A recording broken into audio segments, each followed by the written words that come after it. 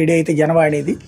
ఆ ముందు రోజున అక్కడికి వెళ్ళారు. వెళ్ళినప్పుడు ఆయన ర్యాలీలాగా చేతులు ఊపుతూ వెళ్ళబోతుంటే మీరు అట్లాగా ర్యాలీకి పర్మిషన్ తీసుకోలేదు, సెలబ్రిటీ మీరు అట్లాగా వెళ్ళకూడదు అని చెప్పడం. అట్లాగే ఆయన్ని దాన్ని ఆపితే చివరికి హోటల్లో ఉంచితే హోటల్ నుంచి కూడా పద్దాక చేతులు ఊపుతూ ఉంటే ఆ బయట జనం పోగైపోతున్నారు అని చెప్పినప్పుడు నీకు పర్మిషన్ లేదు ఇది అన్నటువంటిది అన్నప్పుడు అంటే మీరు మనుషులా, ఎట్లాంటి వాళ్ళు, రాక్షసులా, ఇలాగ మా ఏది దాన్ని ఏమంటారు, స్వేచ్ఛకి భంగం కలిగిస్తావా, వ్యక్తి స్వేచ్ఛకి భంగం కలిగిస్తావా అని విమర్శించారు అప్పుడు పవన్ కళ్యాణ్ కూడా.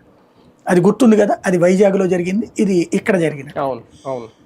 ఆ రోజున మమ్మల్ని రిస్ట్రిక్ట్ చేశారు అని చెప్పి ఇప్పుడు వీళ్ళు రిస్ట్రిక్ట్ చేస్తే చర్చ వస్తుంది కదా, రేపు పొద్దున అడుగుతారు కదా, నిలదీస్తారు కదా.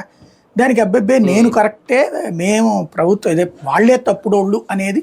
అంటే ఇక్కడెప్పుడు కూడా ఇప్పుడు నరేంద్ర మోడీ ఆయనతో పొత్తు కావాలనుకోండి, మోడీ అంత అద్భుతమైనటువంటి వ్యక్తి దేశానికి ఇంకెవరు లేరు. ఆయన వచ్చాక దేశం అద్భుతంగా ప్రగతి పదంలో ప్రయాణిస్తుంది.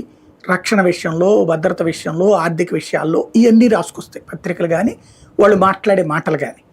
అదే సందర్భంలో మోడీని వద్దనుకున్నప్పుడు ఏం చేశారు, రాష్ట్రాన్ని నాశనం చేశాడు, టీ అమ్ముకోవడానికి పనికిరాడు, అట్టాంటోడు వచ్చి దేశాన్ని వెళ్తాడు, రఫేల్లో తినేశాడు, లేకపోతే ఇంకోటి చేసేసాడు, భార్యను చూసుకోలేదు, ఇవన్నీ మాట్లాడారా లేదా?